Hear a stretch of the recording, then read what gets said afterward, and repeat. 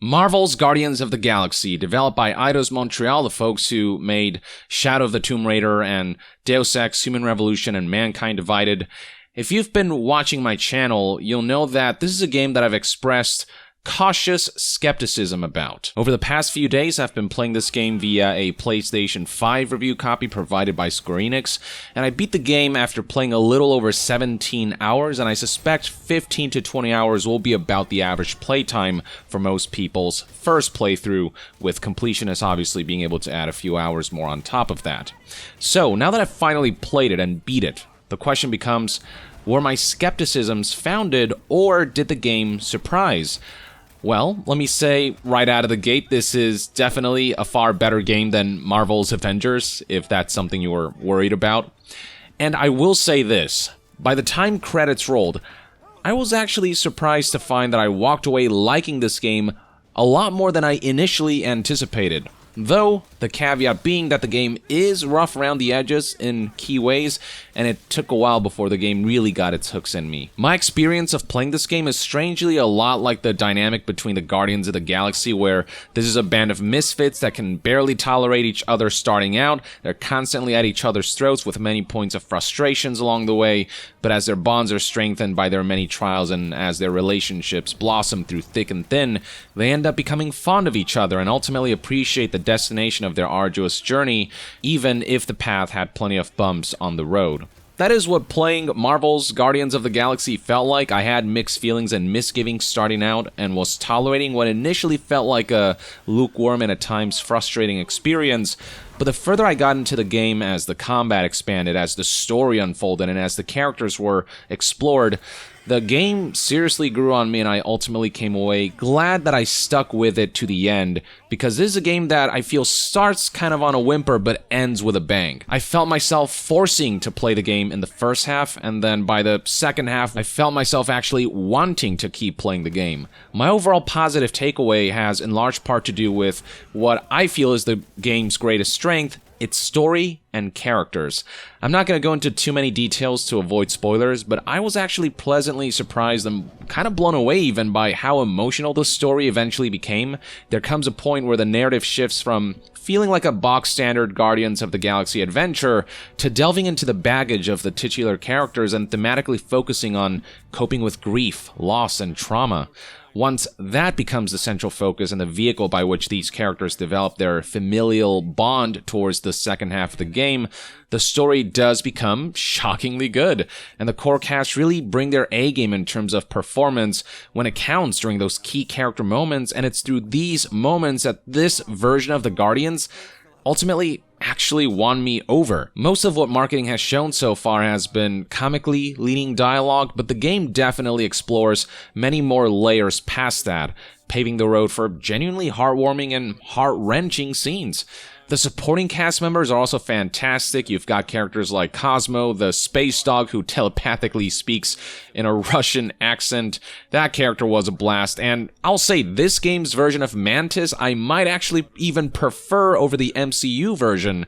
Mantis just had me chuckling and cracking up constantly. And even the main villain, who kind of started out generic, eventually got developed to a point where I kind of empathized with him a little bit. They humanized him enough where he turned out to be more compelling than I expected. Though one point of criticism is that I do think that there are times when Peter Quill, Rocket, and Drax sound too similar in their vocal quality to the point where it was sometimes hard to tell which character spoke which dialogue when they're all speaking in sequence, which was an issue that a good amount of people noticed in trailers and gameplay presentations and such.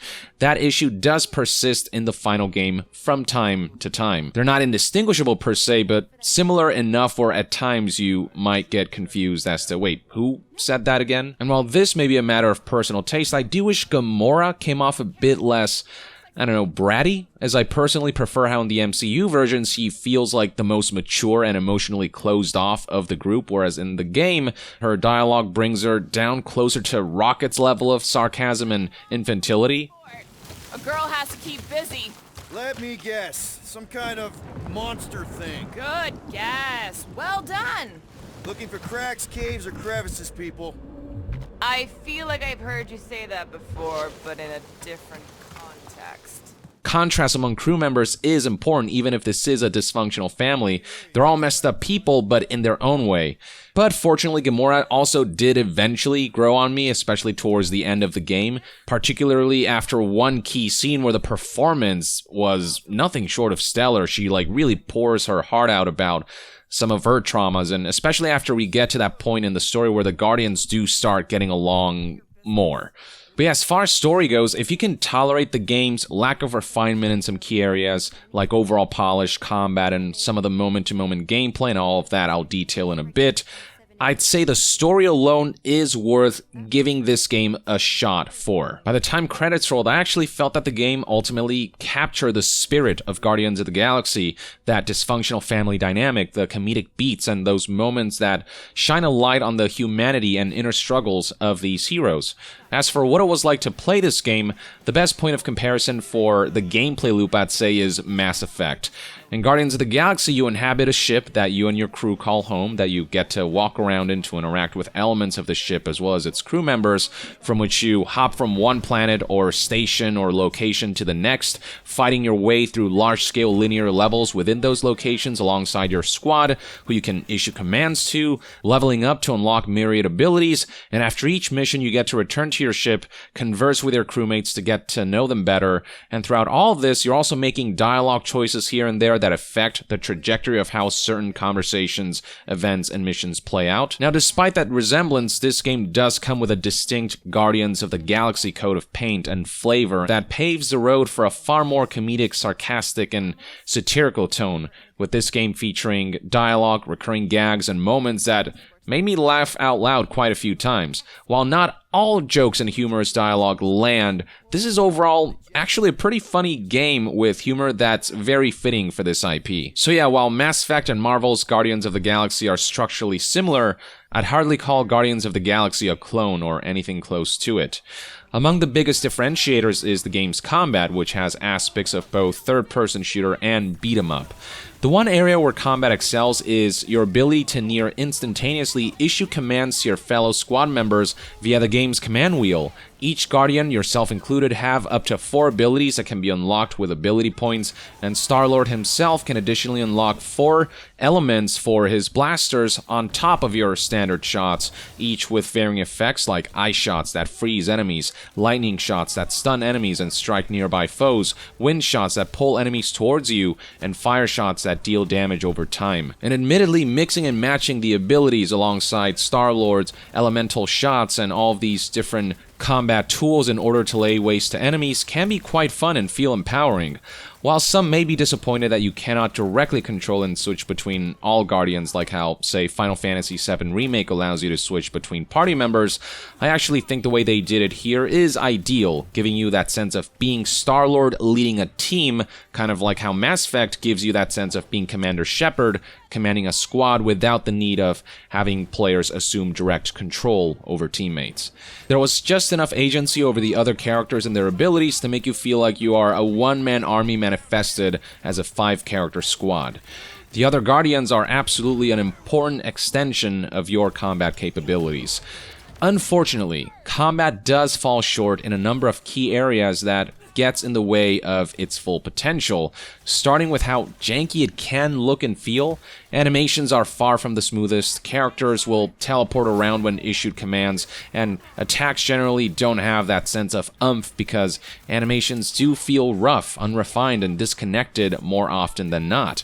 It doesn't help that there is no combo potential in this game due to the bullet-spongy nature of enemies, kind of like Marvel's Avengers, especially when you're starting out with only a handful of combat options, made worse by the general lack of aerial attacks. There are abilities from other Guardians that straight up launch enemies in the air, and I kept instinctually hitting the melee button expecting Star-Lord to jet boost his way up and engage in some follow-up attacks, but the lack of such a mechanic was disappointing. Now, the other Guardians who you don't don't directly control will occasionally follow up on your attacks, and sometimes you'll get button prompts that when activated, the Guardians will work together for a cinematic all-out attack against the target, or a special finisher will play for Star-Lord's follow-up, but these moments have specific triggers. You as the player aren't afforded the opportunity to spontaneously and creatively follow up on another Guardian's attacks and abilities. Combat also has progression pacing issues where for roughly the first half of the game, you have fewer options when it comes to squad commands and abilities, with cooldowns for them taking longer than I'd like, so combat could feel rudimentary to me during this portion of the game. This would have been mitigated if the basic combat maneuvers felt good, but Star-Lord's basic blasters don't feel all that good or impactful to shoot, and basic melee attacks feel too simple, cumbersome, clunky, tanky, and unimpactful. The game doesn't offer light and heavy attacks that you can mix and match. It's just one button that you press over and over again to execute basic strings of tanky and sluggish strikes. So when all of your abilities and other Guardians' abilities are cooling down, which is a common occurrence given how frequently you'll activate these abilities, it just feels like for that duration, you're out of fun combat options until you're able to use them again when the cooldown ends, which can take a bit. It's only once I unlocked all 4 special abilities for all of the Guardians and all 4 elements of Star-Lord's blasters that combat finally started to feel engaging, empowering, and somewhat strategic, but that doesn't happen until roughly the latter third of the game. And I say somewhat strategic because the combat in this game doesn't achieve the depths of something like, say, Marvel Spider-Man, where you have to be quite deliberate about button presses and executing maneuvers to overcome enemy types who are weak against certain abilities and attacks. While Guardians does have aspects of that where certain enemies are weaker to a certain element that Star-Lord can switch his blasters to, and your other squad members' abilities do deal either direct damage or stagger damage to single or AoE targets, while there are some strategic considerations to be made during combat, I found that the most effective strategy was to unleash a barrage of damage-dealing AoE abilities when fighting groups, and unleashing a barrage of single-target abilities when fighting bosses. And it is good fun to unleash your arsenal of abilities once you unlock them, but I didn't often feel myself thinking too much about specific abilities to use on specific enemies, outside of the occasional, oh, I gotta take that enemy's shields down by shooting them with the correct element based on that shield's color. But even so, once you unlock all of the abilities and have quite a few options for commands to issue, that's when combat actually starts to feel fun. So combat progression just needed to be paced better. Abilities not only needed to unlock faster, but I wish you could also upgrade them after unlocking them, like in Mass Effect. In Guardians of the Galaxy, the progression of abilities does not keep building, it just stops once they're unlocked. Another aspect of combat I didn't quite enjoy was this huddle system, which is this ultimate ability you can trigger by pressing L1 and R1 if you've charged the meter enough, that bolsters the Guardians' capabilities, recover their health and ability cooldowns, and triggers a random 80s tune in the background as part of Peter Quill's cassette player. My problem with this mechanic is that it involves pausing combat entirely and having you engage in a literal huddle where Star-Lord will attempt to hype the team up with a speech, and you as the player have to pick the correct option if you want to boost all party members, whereas picking the wrong choice will result in only Star-Lord getting the boost. Not only is it kind of silly and immersion breaking that the Guardians can call a timeout and find the time to huddle in the thick of battle, but the way it breaks the flow of combat with a hard pause to pave the way for what is essentially a rudimentary dialogue-picking minigame I found far from ideal, especially with how often I triggered it by accident. See, R1 is the button used to fire Star-Lord's elemental shots, and L1 brings up the abilities wheel, and sometimes I'll be in the middle of firing elemental shots while also trying to bring up the abilities wheel, and that leads me to pressing both of those buttons at the same time, and if my huddle meter is full, then it just triggers without me actually intending to. Whereas I think the way it should work is it should just be an ability that triggers instantaneously without breaking the flow of combat, and the huddle aspect and picking a dialogue choice and the speech and everything, all of that just feels a bit too gimmicky, unnecessary, and disruptive. Now, some of these qualms with combat can be mitigated because of the game's fantastic and extensive difficulty settings that allows you to tweak individual components like how much damage you deal, how long the cooldown for abilities is, whether you auto-win huddle dialogue choices, and whatnot. And while doing things like manually increasing weapon damage and making cooldown faster did help a bit, it still felt like enemies could be a bit too bullet spongy and cooldowns could still take a bit too long, though the fact that there are options to adjust some of these elements is a big thumbs up. Now, I know I'm spending a lot of time talking about combat, but that's because it encompasses the majority of this game's experience, which brings me to the issue of what is overall monotonous level design. So much of the game's levels and missions involve just you fighting wave after wave of enemies from one room to the next. It very much feels like quantity over quality of combat encounters. And I wouldn't mind that so much if combat was stellar, but despite some good qualities and a solid foundation, combat does have its fair share of problems, and it does feel a bit undercooked in areas, especially during that first half or first two-thirds of the game. The game also mostly lacks compelling enemy types or a compelling level of enemy variety, which exacerbates the issues. The game does vary things up with the occasional boss battle, and a few of them are admittedly really cool, but there aren't as many boss battles as I'd hoped, and most of them are giant creatures rather than supervillains, and they don't reach the gameplay and set-piece heights of boss battles in games like Marvel's Spider-Man or the Arkham series. Outside of combat, you'll be traversing through fairly sizable but largely linear levels that, again, does remind me of Mass Effect level design. Along the way, off the beaten path, you may discover collectibles and lootable chests housing character skins, and the fact that all of that stuff is unlocked through gameplay and not through microtransactions is a big plus, though the fact that I even have to mention that is kind of a sad state of affairs. You'll also find stashes of crafting materials called components strewn about, which essentially act as currency for the workbench, which is where you can purchase perks, though I found most of these to be pretty boring. Some of these perks are useful and grant new capabilities like charged shots, quick recovery after getting knocked down, or perfect dodges, more health and shield and whatnot, but none of these grant anything really fun or exciting and something really gameplay changing, and overall feel like typical and basic upgrades. Alongside all that, outside of combat, you'll encounter environmental puzzles and some platforming segments, which are largely forgettable. Though I will say I do really like how squad commands don't just apply during combat, but also during environmental puzzles and traversal. You can, for example, command Groot to help build bridges between cliffs or raise certain platforms. You can command Gamora to cut down obstacles or give you a boost for reaching high places. You can command Drax to punch holes on walls or floors with structural compromises, or to lift blocks to a designated location to help reach certain areas. And you can command Rocket to enter small tunnels and vents, as well as work his magic on hackable terminals. And Star-Lord himself can use his blaster shots alongside its 4 unlockable elements for various environmental puzzles and interactions.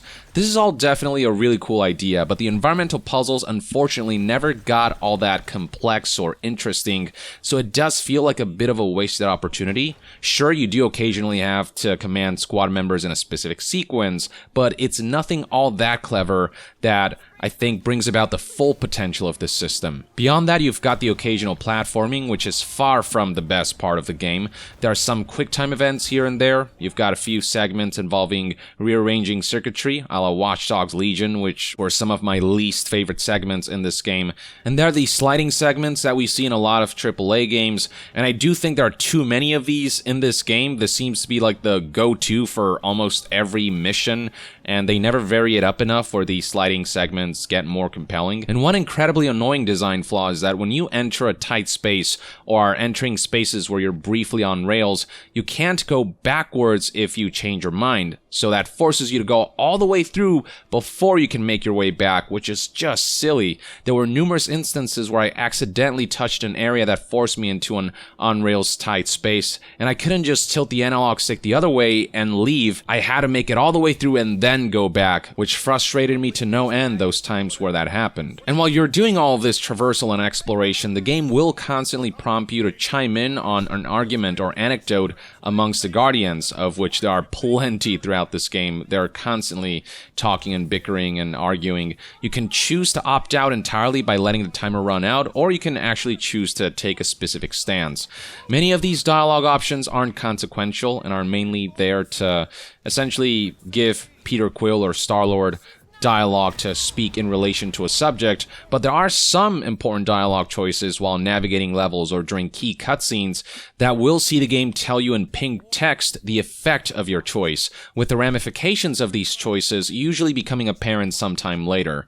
From what I can tell based on my one playthrough so far, the effects of these choices are akin to Mass Effect. Aspects of the journey may play out a bit differently, or good choices may win somebody's favor, which may grant certain advantages down the line, be it shortcuts to a level, or bypassing of combat scenarios, or backup you might get at certain points later in the story, just to name a few examples. Now, I haven't explored this aspect fully. I don't know how every choice branches in what way and what different paths it all can lead to, but I generally get the impression that this is an overall linear story with some branches along the way here and there that do ultimately converge towards key story beats and narrative destinations that the developers have set. Now, outside of ground combat and exploration, the game does feature a few Star Fox-like ship gameplay segments, which do look pretty cool and would be worthy of praise if the ship itself didn't control so poorly and so cumbersomely. The ship just handles very poorly, and the way certain actions are mapped to the right analog stick, and the way the ship controls overall feel, I just wasn't into at all. Which really embodies the main issue I have with Guardians of the Galaxy. It's got some truly awesome gameplay ideas, but each aspect does fall short in some way, isn't as fleshed out as it could be, or lacks a certain level of refinement and polish. If they would have nailed the gameplay ideas they've got going here, paired with what I thought was a really strong overall story, I think this game could have been among the greats, but those flaws with the gameplay is what brings this game down from achieving top status as far as AAA superhero games are concerned. And yet, I cannot help but feel like the whole does become greater than the sum of its parts. The way I'd put it is that Marvel's Guardians of the Galaxy very much gives off Mass Effect 1 or Uncharted 1 vibes, first entries of a series that were very rough around the edges, but people could sense the potential of a sequel. It's now all about turning the dials up to 11. The same goes for the game's visuals, which from an artistic standpoint, it's got a lot of cool stuff going for it with some cool looking biomes, locales, organisms, creatures, entities, designs, and there are certain cutscenes where the visuals and cinematography can look pretty damn good, especially those that make effective use of performance capture. But on a technical level, the game does look noticeably dated. I find games like Ghost of Tsushima and Marvel's Spider-Man on PlayStation 4 looks better than Marvel's Guardians of the Galaxy on PlayStation 5. Textures in particular in this game can look quite muddy. Distant environments can at times look flat out awful. I encountered plenty of visual artifacts like flickering highlights and shadows, and this is all on top of generally janky gameplay animations and just a general lack of attention to detail. Not to say that there aren't sceneries and environments throughout the game that don't impress, in large part due to the art direction, but the fidelity of the graphics definitely leave something to be desired. Performance isn't great either, at least on PlayStation 5. In performance mode, the game was definitely not hitting 60 frames per second, and I did frequently encounter frame rate stutters that, while never got so bad as to make the game unplayable, did occur often enough to be distracting and noticeable, and I could really feel the game chugging in a few of the more graphics-heavy and particle effects-intensive set pieces. Now, PC players with a powerful enough rig might be able to circumvent this and max out frame rates and graphics, but as I did not receive a PC review copy, I'm unable to gauge that version's performance. Sound design can also be pretty rough, with effects that either don't quite match up with the actions happening on screen at times, or sound effects missing entirely that make for that uncanny, eerie, and empty feeling auditory experience on occasions.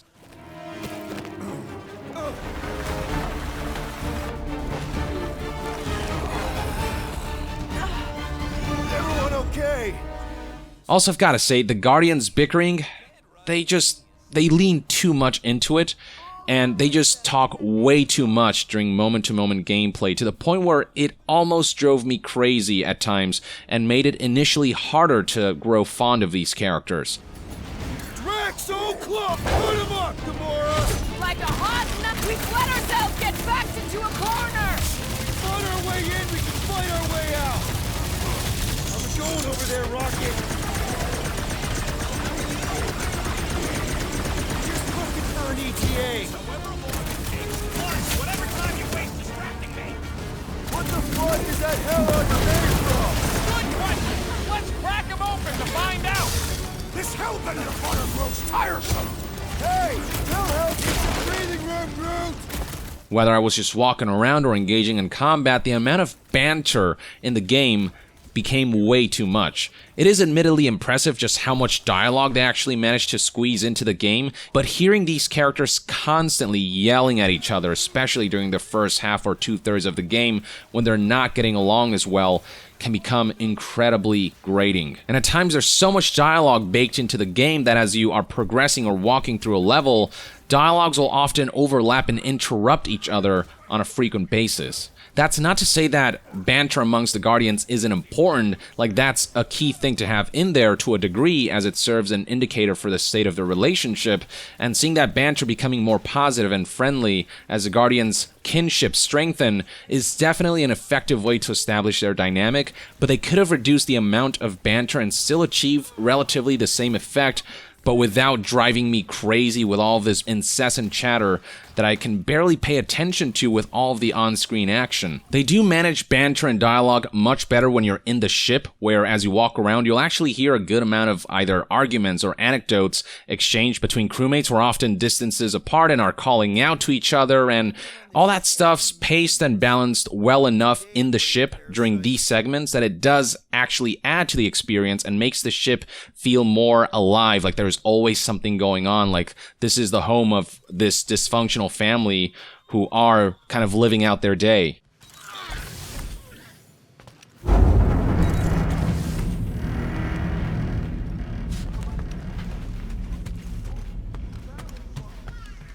Hey, Groot, you remember if I left the sensor nodes on standby earlier? I am Groot. Because I told you about it. I said, Groot, remind me to something in the sensor nodes. I am Groot. Yeah, I remembered most of it, but I'm missing the middle part. I could have written it down. But man, during main missions in particular, it can often feel like maybe they went overboard. As for the music, the original soundtrack does its job with setting the tone of the game's various scenarios, though it's not a particularly memorable soundtrack. Like, I actually don't remember the main melody of this particular game's theme, though the game does feature myriad licensed 80s tracks that will play through the ship's jukebox when you're there or after you activate a combat huddle. But yeah, my general qualm with this game is that it does feel like it could have used more time in the oven. It just falls short in the polish department. When it comes to technical and design issues, aside from things like the inconsistent frame rate and unrefined animations and sound effects and things that I've mentioned before, on top of all that, I encountered issues like Star-Lord getting stuck in environments where I was forced to restart from the last checkpoint, janky-looking transitions between gameplay and cutscenes and dialogue, certain QuickTime events just not functioning properly.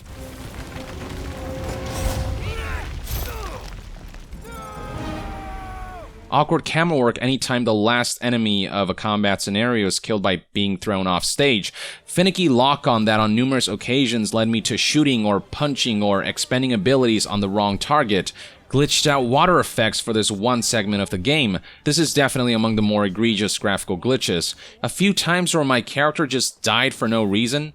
Inconsistent checkpoints that sometimes force you to repeat entire combat encounters you've already overcome. Various instances where pressing the trackpad button, which brings up the abilities menu, would stop working. I wouldn't say there was ever anything game-breaking about the technical and design issues I encountered, but there were enough of them to be disruptive and to diminish my enjoyment of the game or to cause frustration where there shouldn't be. Now, there was a mid-review patch that did fix some problems like missing menu sound effects, so maybe that patch did fix some other bugs I encountered retroactively, but I still wanted to inform you of examples of issues that I personally encountered to prepare you for the potential of you encountering these as well. Alright, so with all said and done, would I recommend this game and who would I recommend it to?